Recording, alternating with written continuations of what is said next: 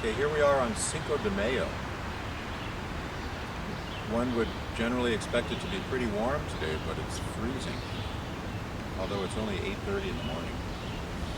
But we're starting on the Grand Trek, circumambulation in Tibetan, Kora, of the sacred spots of Rock Creek Park.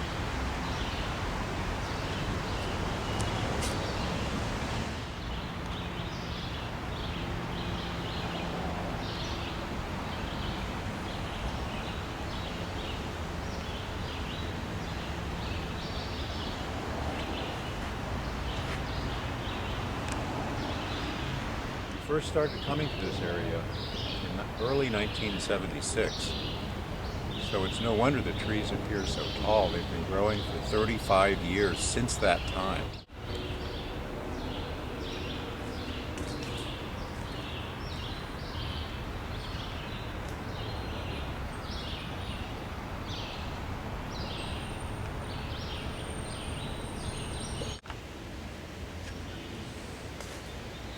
Coming out of the steep ascent at the end of the trail, and we're now at the bifurcation of the trail where the beginning of the Kora starts up this slope here.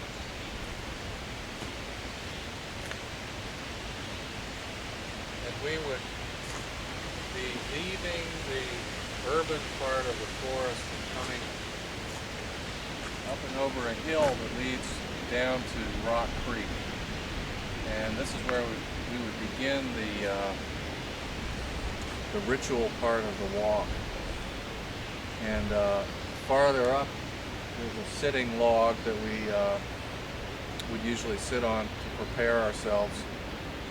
And then the whole circuit might be about half a mile. How long would it take?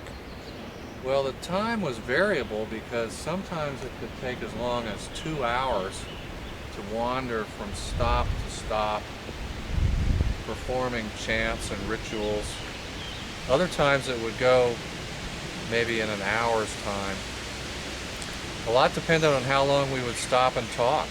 Sometimes we would sit and engage in, philosophical discussions for lengthy periods of time. Philosophical repartee.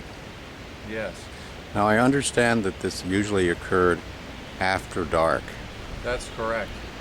Any particular reason for that? Well, I think it was because of the solitude. We never encountered other people. And also there was a sense of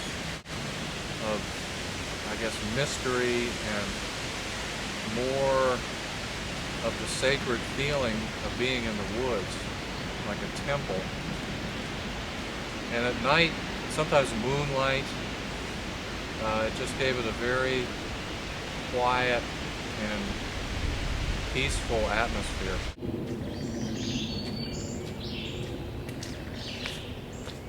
Well, we're still walking on the main trail down toward the creek. Sound of woodpeckers.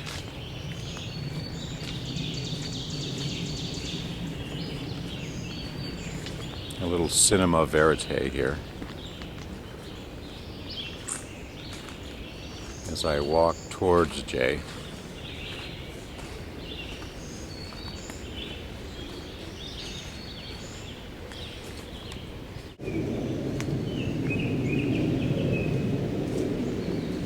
Now this tree is interesting because even though it's the first real site along the Kora, or the circumambulation, very important site, our first stop usually, it never got a name. I can't recall a name for it, can you? No. I don't know why that is. But it marks more than the halfway point on the first part of the trail. In fact, we're almost at the log, the sitting log.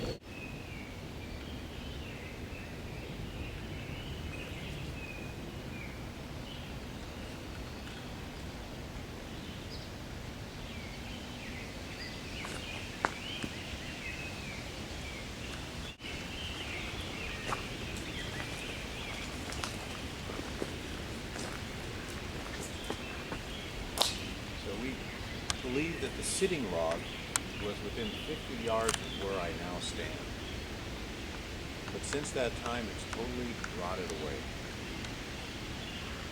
Become humus. First sat on the log in 1976. First record of it was March 1976.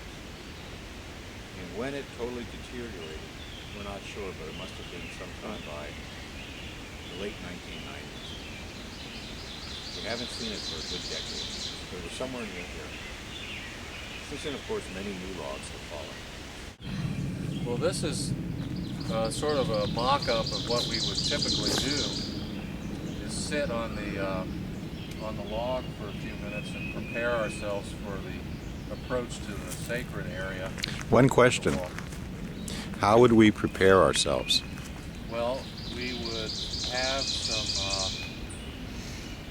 ganja, and we would ignite that and inhale, and then sit a few more minutes before proceeding. What time of the day was this usually happening? It was usually at night. At night, 9, 10 o'clock after dark, and there was no one else around. Did we ever encounter anyone? Not that I recall, no. And how many times did you do this?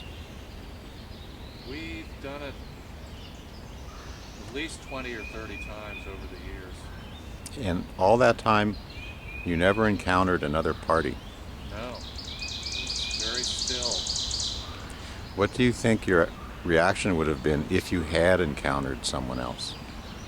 It might have been fright. I don't know. What would their reaction be? Probably fright as well.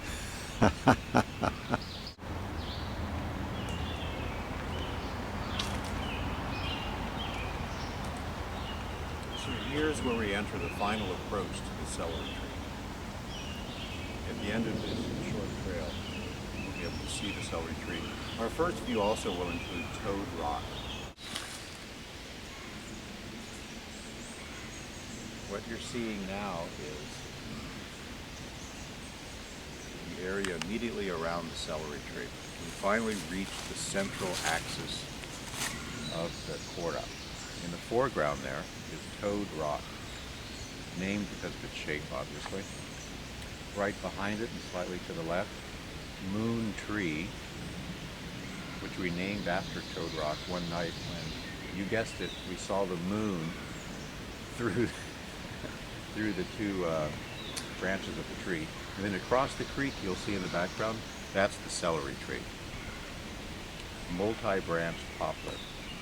And we'll eventually be going over there, but let me just approach Toad Rock and give you a sense of the size. I'll climb up on it. And remember, we were always here at night, so Toad Rock would look very nice in the moonlight, especially if the moon was shining right between the two branches of the Moon Tree. Right there, Moon Tree.